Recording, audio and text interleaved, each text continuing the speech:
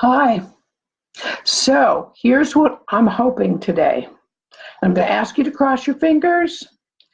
They say third time's a charm.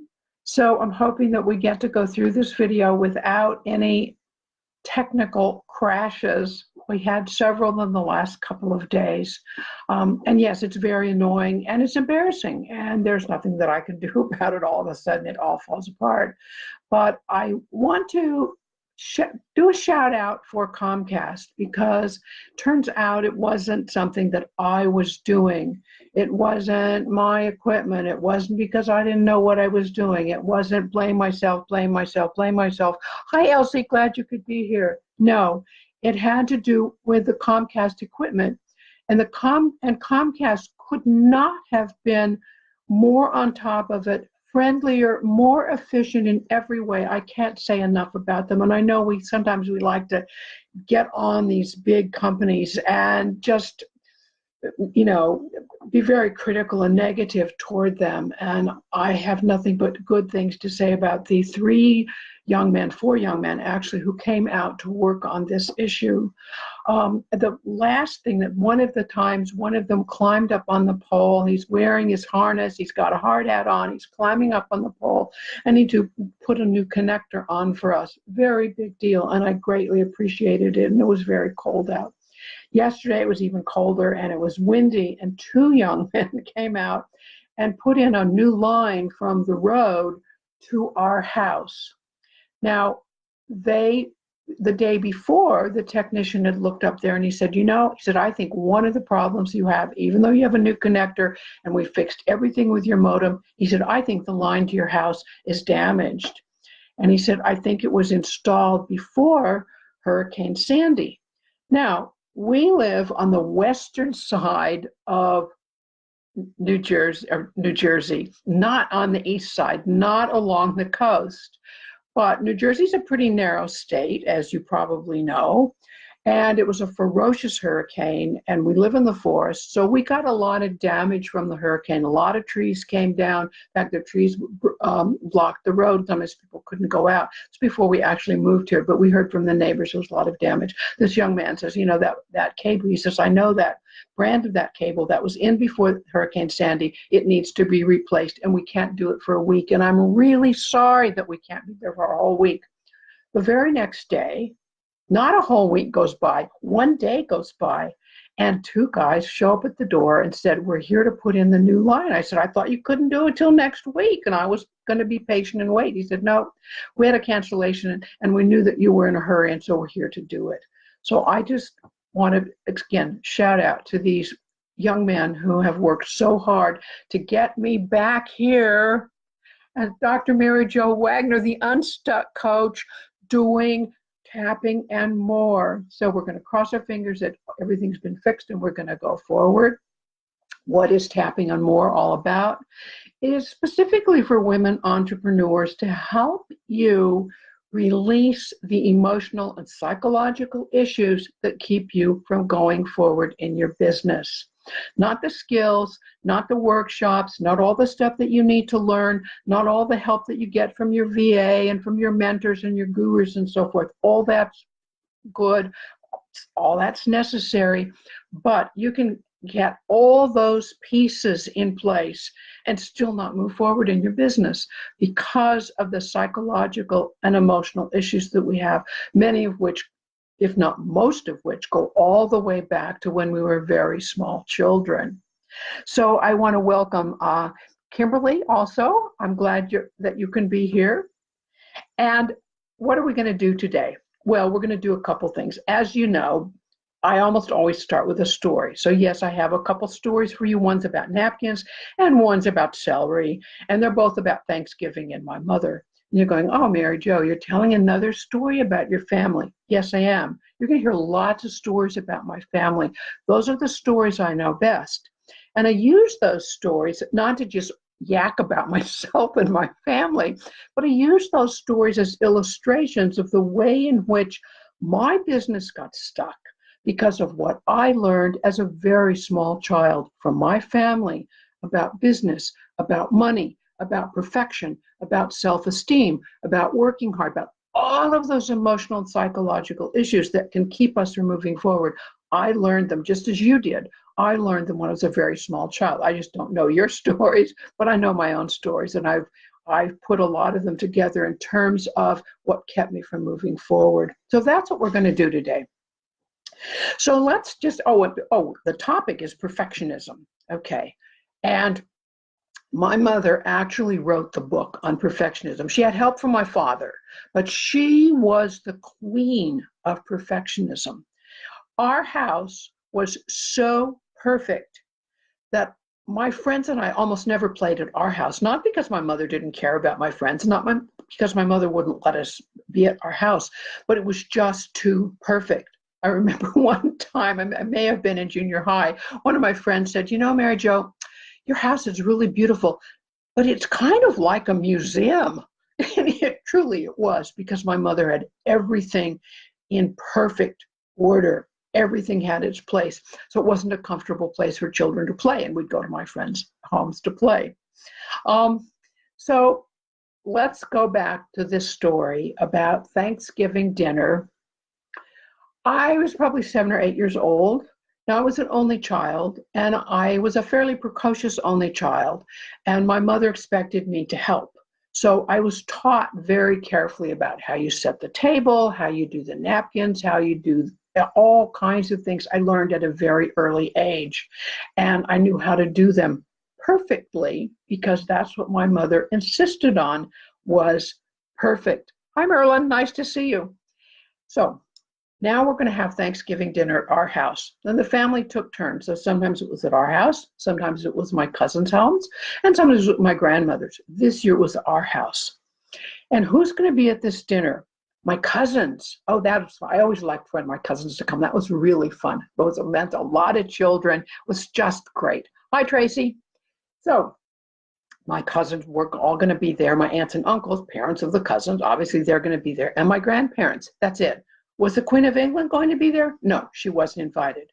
Was President Eisenhower going to be there? No, he wasn't invited either. Just cousins and cousins' parents, my aunts and uncles, and my grandparents. Is more kids than adults. So keep this picture in mind as I tell you these two stories. Keep this picture of mind that this dinner is mostly children. Okay. So the day before Thanksgiving dinner, my mother says, Mary Jo, I need you to iron the linen napkins. Now, I don't know what linen napkins are like today, but when I was a little girl, linen napkins were huge. So big you can't even see my arms on this video. And they had to be folded and ironed and folded again and ironed and folded again and folded again and folded again. They had to be folded perfectly because you had to be able to pick up the corner of the napkin and drop it daintily in your lap. Well, folding these napkins was like a puzzle, and I never got it right. And my mother would go, this isn't right. You need to do it again. Let me show you once more. Mary Jo, it's not that difficult. Let me show you how to iron the napkins once more. And she would patiently show me, and I would try. And finally, I would get the napkins ironed just right. By the next time I need to iron the napkins, I would have forgotten, and she had to show me again. But that was okay. She didn't mind showing me again. She was not nasty about it, but they had to be perfect. So the day before I got the napkins all done. She showed me a couple of times. I get them all ironed just so. And the table is set. She showed me exactly how to set the table, where all the silverware goes just in its right place. Table looks beautiful. So now it's time to start fixing the food. And she wants me to fix the celery. So I get the celery out of the refrigerator. She says, remember, you have to cut off that brown part, that bad part. I go, yeah, I remember. And just be very careful with the paring knife. I've shown you how to use a paring knife. I don't want you to cut yourself. Be very careful. Okay. So, and she showed me how to wash the celery and how to dry the celery with paper towel. She put the dish out for me to put the celery sticks into the dish. And I cut off the bottom ends where it was a little bit brown. And then I cut off the tops, all that leafy part, because I don't want to eat the leafy part, and I've never seen anybody eat the leafy part. So I figured you cut off the leafy part. Well, I had just done a terrible, terrible thing. She said, Mary Jo, you just ruined the celery. You ruined the celery. We can't put this celery on the table. Now, you're still keeping in mind that it's mostly children who are going to be at this dinner. My mother's ruined the celery. But I'm young enough that I take it in. I've ruined the celery. I don't have enough frontal brain power to go, wait a minute, wait, this is really goofy. This doesn't make sense. My mother's kind of overdoing it. Let's have a little talk here. No, I thought, I've ruined the celery. So she goes, Raymond, come quick. So that's my father. So my father comes in the kitchen. He goes, so what's wrong? She says, Raymond, I need you to buy some more celery. And he says, it's Christmas dinner. He said, how am I going to find a store open on Christmas? How am I going to find more celery? And pretty soon people will be here. What's the matter? And my mother says, surely you can find a store that's open. And he thinks for a while. And he goes, I'll bet there is a little Jewish grocery. I'll bet I can find a little Jewish market that would be open today. And I'll go and find some celery for you. So I go, can I come? I love to go and do errands with my father. It was really fun. And of course, as most of you may remember, there's always a chance if you went to do an errand with your father, you'd get a little treat. So I get in the car with my father and we go all the way on the other side of Denver. And sure enough, we find a little Jewish market that has celery and it has the leaves on the end. And we take the celery back and we start all over again with the celery. And I've never forgotten that story because it is so typical of how my mother believed everything needed to be perfect. Well, years later, I found a greeting card that just had a picture of celery on it. I bought it and I framed it and I hung it in the kitchen to remind myself I didn't have to be perfect. Now, as I got older, I became very critical of my mother. Why? This was too much. Why did my mother have to be so perfect about everything and drive everybody crazy? And this was really nuts. And what's wrong with her? And of course, by the time I got to be a teenager, everything was wrong with my parents. Then I got a little older and I was still critical of some of these pieces, very critical of my mother being so strict about everything being just so, and the celery having been ruined on Christmas dinner. And then as I got older and wiser, and I hope that this is where you go with these family stories because it's very healing. I got to that place where I had great compassion for my mother and for my father too, because my father was not far behind in this perfectionist business. I just don't have the stories that are as good as my mother's stories. But I had this wonderful compassion for it. I realized that this was symptomatic of my mother being really a very troubled person in certain kinds of ways, that my mother thought that she wasn't good enough. So when you have this perfectionist kind of attitude about yourself, oh, I botched that up, I botched something else out, this isn't good enough, that isn't good enough, I never do it right. What you're saying to yourself is, I'm not enough, I'm never good enough, there's something deeply wrong with me. And this was, in fact, what my mother was doing over and over and over again. And it's what I learned from her. So she wasn't consciously trying to teach me to be perfect. That was the way she did things. So she was showing me how to do the napkins in the way that she did the napkins, how to do the celery in the way that she did the celery, so forth and so on. And as I say, as I became more mature and thought more about all of these kinds of issues and studied them more, I began to feel badly for my mother, thinking, my mother would have been a much happier person if she had not had to have perfect celery and perfect napkins for dinner, for a Christmas dinner that was mostly children. So that's my story about perfectionism. And I think a lot of us have it. We have it in certain kinds of ways that keep us from moving forward because whatever we're doing is never perfect enough. Now, I've dropped a lot of it. I can tell you right now that I keep a pretty messy house most of the time, and I have to go, I need to clean up this mess. And then I kind of laugh, and I think, boy, it's a good thing my mother isn't here to see the dining room table today. Whoa, she'd be really distressed by it. But in a past life, I was a professional editor, and editing is a very fussy kind of perfectionist kind of business. I was actually an editor for a university press, and you couldn't work for a company that would be more picky about things than a university press. So, and I was a very, very good editor. I got a lot of kudos for what a good job editing I did. Not because I'm brilliant, but because I learned that perfectionism kind of stuff from my mother. So even though I've dropped a lot of the pieces of it, when it comes to writing, I can dig myself into a hole editing. I just keep editing and editing and editing. Oh, I'll just edit once more. And finally, I'll just have to say to myself, all right, Mary Jo, that's it. You can edit this once more, and then that's all. Then you're going to stop. And whatever mistakes are there, are there. But I hope that in lots of the rest of the things I can go forward. So I've had to check myself sometimes on videos. I go, that wasn't the greatest video. Maybe I should take it down. No, you're not going to take it down. You're going to leave it up. It's fine. Just keep going forward. And I hope that you will do the same thing. So as you know, part of what these calls are all about is tapping. So today we're going to tap on, you got it, we're going to tap on perfectionism. Before we do, I'd like you to go down below the video, click like, click share. Maybe you've got friends who would appreciate this information, and let them know about it so they can kind of come along and tap with us. Leave your comments. If you've got comments, I'll be sure and leave the comments also. So here we go with the tapping. You'll remember that we start up here at the top of the head. You need to take my glasses off because it gets hard to tap with your glasses on.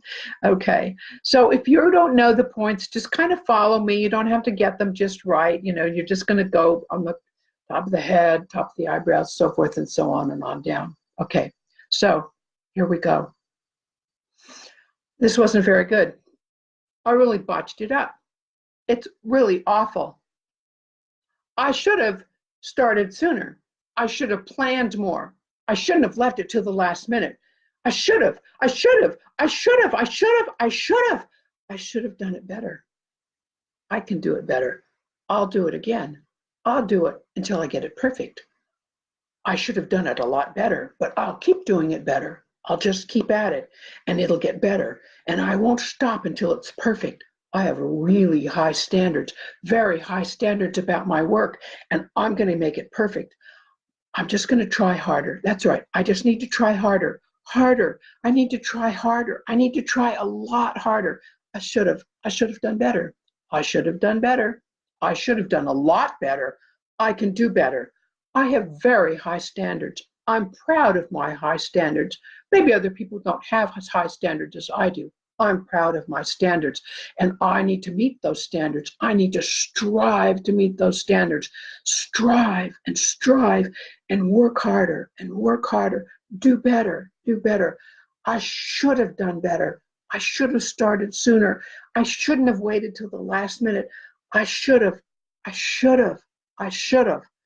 Oh, this is taking a long time, but I know I can make it perfect. I'll just keep working at it. It's not acceptable the way it is, not at all. Oh, this is my inner critic. That's right, my inner critic. Whoa, that's right. That's your inner critic. That's your inner critic going after you like there's no tomorrow. Your inner critic constantly criticizing yourself. Your inner critic saying, you're never enough. You never do it right. You just have to keep striving. And when you just have to keep striving, you never finish. You never get it done. So some of us have stuff that we have actually put together a long time ago, but we never put it up because we never got it out there. We never gave it to clients because it just isn't perfect. Sometimes it keeps us from even starting a business. Well, I don't know enough yet to start my business. I'm not good enough yet to have clients. And that's that inner critic. So how did that feel when you're tapping on should have, could have? Oh, it's not perfect. I forgot to remind you that it's a good idea to rate this on a scale of 1 to 10. So if 10 is the worst, how did this feel? Well, I've done this tapping a couple of times because of having all those tech issues. So I've got it down to a 6, and that's good. If this is your first time around, it might not, you might not get it down that far, but it's fine. But I hope you feel a little bit of release around it. So I don't know what it was for me before I started tapping on this, but it's down to a 6 now. So I'm guessing it might have been 7 or an 8, because as you tap, you let go of all that negative emotion, all that negative feeling. Now, you don't do it in just one tapping, so you're going to need to go back and repeat the tapping, and continue to do this. If this is your issue, you'll be able to find this video here on my Facebook page. You'll be able to find it in the private Facebook group. There's a Tapping and More private Facebook group. I invite you to join that group. All the videos will be there. You don't need to go over all the videos. You're not going to have all of the issues that we're tapping around, but pick out the ones that are big issues for you. If this is a big issue for you, and Merlin is suggesting it might be for her, she says, what a wonderful story. It reminds me so much of my mother and her perfectionism. So this might be something that Merlin would want to continue tapping on. That's something that she learned as a child. So after you finish the negative tapping, and you really emphasize the negative tapping, I often say to people, tap the negative time several times, or if you only have time for a little bit, do the negative before you move to the positive. It's the negative that's releasing that negative emotion and that fear and those negative feelings. All right, so let's start tapping the positive. Well, nobody's perfect. I did the best I could. I can celebrate finishing. I can put it out there. Next time, maybe I'll do a better job, but it's fine just the way it is. I'm awesome. I'm going to celebrate that I just got this done, and I can put it out there. I can sell it to clients. I can sell it to customers. It's fine. There's nothing wrong with it. There's no such thing as perfect. That's silly. I'm going to stop that striving. I'm going to be open. Yes, I'm going to be open just a little bit to begin with, just a little bit open to healing this terrible sense that whatever I do is not enough, that whatever I do isn't good enough. I'm going to heal that. I'm going to remind myself that I am good enough, that what I do is fine. I'm going to stop this terrible striving so hard that I don't get it done. I'm just going to move forward. I'm going to heal this terrible sense of thinking that I can be perfect. That's so silly. Of course I can't be perfect. No one's perfect. There's no such thing as perfect. Perfect just keeps me stuck. So I'm going to be open to healing this and just moving forward, accepting what I've done, loving what I've done, putting it out there, and the next time maybe it'll be better. But it's fine just the way it is. In fact, I'm going to celebrate. I'm going to celebrate that I've finished it. I've put it out there. It's for my clients and my customers, and it's good enough just the way it is. Bravo! Oh, congratulations. I'm celebrating. I'm releasing this terrible feeling that I have to be perfect because, perfect doesn't exist for anyone. Whoa. Hi, Patricia. Glad you're here. Hi, Judy. Judy's here too. So there's the positive part of it. And so you can test that back on that scale of 1 to 10 and see where it feels. What do you feel about one on the scale of 1 to 10? Okay, I'm down to about a 5. So this is certainly an issue that I personally need to keep tapping on because it's something that I learned. I didn't simply learn it from the stories about the napkins and the stories about celery. I learned it from the very way in which my parents lived their lives, day after day, year after year. So it's really embedded in the way I think about myself and the way I think about my work and the way I think about everything that I do and that self-criticism, that inner critic. So in a sense, we're letting go of that inner critic and just calming that inner critic down so that we can accept that what we do is good. It's awesome. It's wonderful. Can it be better next time? Sure. But it's wonderful, right? Just as it is. And we don't need to keep hammering and hammering away at it. So that's the tapping for today. And I'm thrilled that you were here. And again, I want to welcome you to and invite you to go over to the private Facebook page called Tapping and More and just ask to join. I of course will accept you. And the reason for being there is, first of all, you get all the videos from this series all in one place. If you look for them on my Facebook page, you have to scroll through a whole lot of other things, grandchildren and cats and so forth and so on, and animals and everything else I post. But if you go over to the Facebook page, then you'll want to go ahead and join so that you can get all the videos. And then it's a place for us to have conversation that's private, and rather than having conversations here where we just broadcast everything out to the internet and out to Facebook. So I encourage you to join that. I also want to encourage you to, if you're interested in finding out what's going on with your business, taking a really deep look at what's working, taking a deep look at what's not working. What strategies do you need to employ? What do you need to do next? What do you need to let go of? What direction might you go? If you would like clarity around your business and clarity around the issues that are holding you back, then I invite you to go to overwhelmtoaction.com/clarity, CLARITY. Again, that's overwhelmtoaction.com/clarity. And that will hook you up in getting in touch with me. And we'll make an appointment and we'll just get together and go through some of these issues that you are trying to kind of get clear about. So I welcome you, invite you to go ahead to overwhelmtoaction.com/clarity. And I look forward to chatting with you. So again, before we leave, go down below the video, click like, and go ahead and share the video so someone else can watch it, even though they won't be watching it live. And I thank you very, very much for being here. And I look forward to seeing you tomorrow. Have a wonderful evening.